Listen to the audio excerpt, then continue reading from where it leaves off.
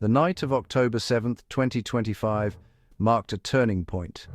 Explosions erupted deep inside Russian territory, far from the front lines. Social media was flooded with footage of fireballs lighting up the night sky. These were not isolated incidents, but a coordinated campaign of unprecedented scale. Air raid sirens wailed in cities once thought untouchable, hundreds of kilometers from Ukraine. Ukraine's offensive capabilities had entered a new terrifying phase. Key Russian military and infrastructure targets, air bases, logistics hubs, oil refineries were hit simultaneously. The Kremlin's initial silence spoke volumes, betraying shock and unpreparedness. The world watched as the scale of the damage became clear. Ukraine had demonstrated a newfound ability to strike deep into enemy territory. The battlefield had expanded. No part of European Russia seemed safe. The war was no longer distant for Russian civilians. Smoke plumes rose near their cities, and fuel shortages hit home. The psychological impact was immense, shattering the Kremlin's narrative of control. Images of burning infrastructure undermined the myth of Russian invincibility. For Ukrainians, it was a morale boost, a sign that ingenuity could overcome brute force.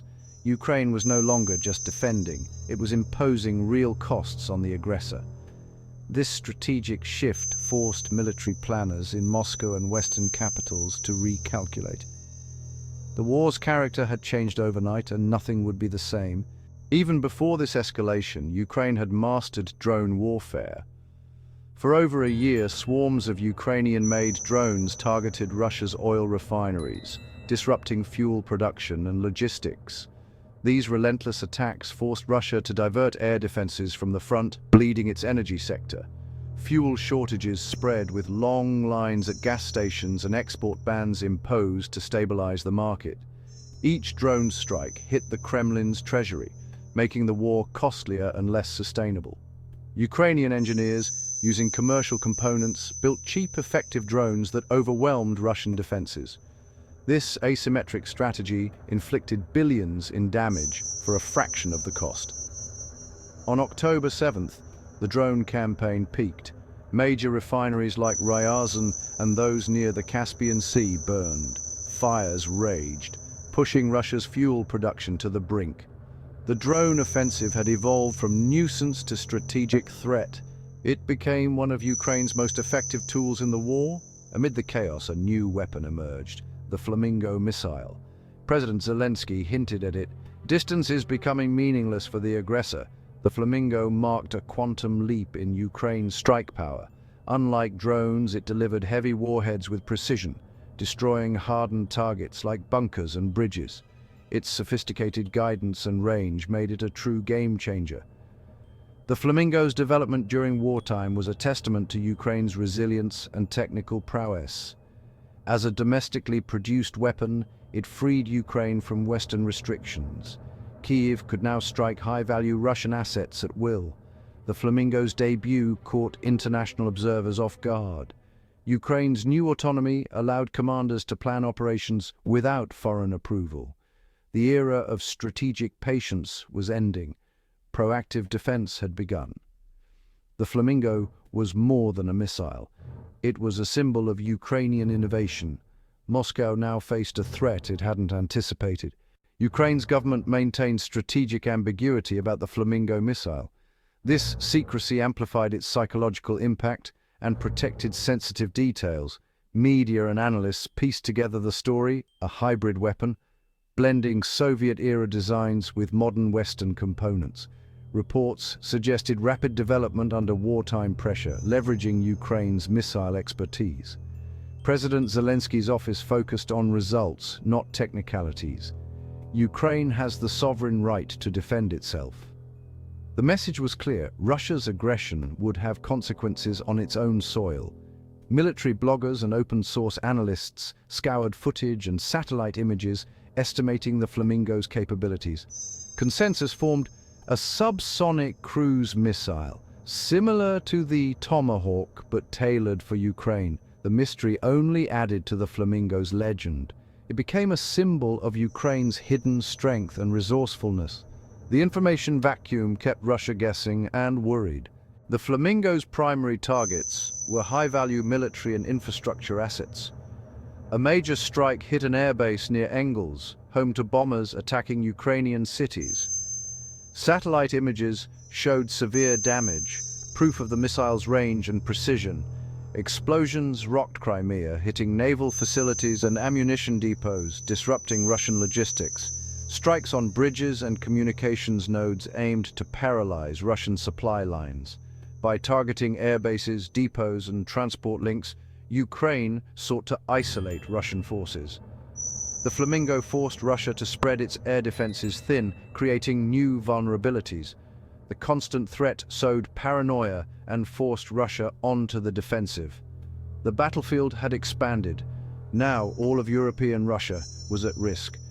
Ukraine seized the initiative, putting Moscow on the back foot. The Flamingo's impact was both military and psychological. Russia could no longer feel secure, even deep in its own territory. While details remain classified, experts believe the Flamingo is a subsonic land attack cruise missile. It likely uses a blend of inertial navigation, GPS, and terrain-matching guidance, resistant to Russian jamming. The missile flies low to evade radar, making interception difficult. Its design combines Soviet-era airframes with modern Western electronics, reducing cost and development time. The warhead, estimated at 450 kilograms, can destroy hardened targets. Unlike drones, the Flamingo is built for total destruction, not just disruption. Its range, over 1,000 kilometers, puts major Russian cities within reach. This long-range capability transforms the strategic landscape. Ukraine can now strike command centers and industrial sites far from the front. The Flamingo turns all of European Russia into a potential combat zone. Compared to Western missiles, the Flamingo is tailored for Ukraine's needs. The US Tomahawk is advanced but costly and restricted. The Flamingo is affordable and domestically produced. European missiles like Storm Shadow are effective but limited in supply and require specific aircraft. The Flamingo, likely ground-launched, offers flexibility and survivability. Mobile launchers are hard to target. Its design prioritizes range and payload over stealth, relying on low-altitude flight and massed launches to overwhelm defenses. Ukraine can produce and deploy Flamingos in large numbers, perfect for a war of attrition. Most importantly, the Flamingo is free from foreign restrictions. It gives Ukraine strategic independence and the ability to set its own red lines. This autonomy is priceless, allowing Ukraine to shape the conflict on its own terms. The Flamingo is a sovereign weapon for a sovereign nation. Russia's response to the Flamingo strikes was a mix of bluster and desperation. The Kremlin claimed to intercept most missiles, but evidence showed widespread destruction. Moscow accused NATO of direct involvement, escalating its rhetoric and threatening consequences. Russian retaliation targeted Ukrainian cities and infrastructure, following a familiar pattern. Intelligence efforts intensified to locate Flamingo production sites, making their destruction a top priority. State media painted the strikes as terrorism, rallying domestic support and justifying escalation. Some hardliners called for extreme measures, even nuclear threats, raising international alarm. Behind the propaganda, anxiety grew in Moscow. The Flamingo exposed a critical vulnerability. Russia's vast territory, once an asset, became a liability as air defenses were stretched thin. The new threat forced Russia to defend both its rear and front, straining its military resources. The Flamingo missile has fundamentally changed the war's strategic calculus. Ukraine now holds the initiative, forcing Russia to react and pay a higher price for aggression. Experts believe this could shorten the conflict by making it too costly for Moscow to continue. The Flamingo's success will drive further innovation in Ukraine's defense industry. Domestic production reduces reliance on foreign aid and strengthens Ukraine's security. The Kremlin faces a stark choice: continue the war and risk devastating strikes, or seek a diplomatic exit. The threat of attack will erode Russian morale and create political instability. Economic pain from damaged refineries will only grow, straining Russia's war budget. October 7th marked a pivotal moment. Ukraine moved from defense to proactive, strategic attrition. The flamingo is more than a weapon. It's a symbol of Ukraine's resolve and newfound power.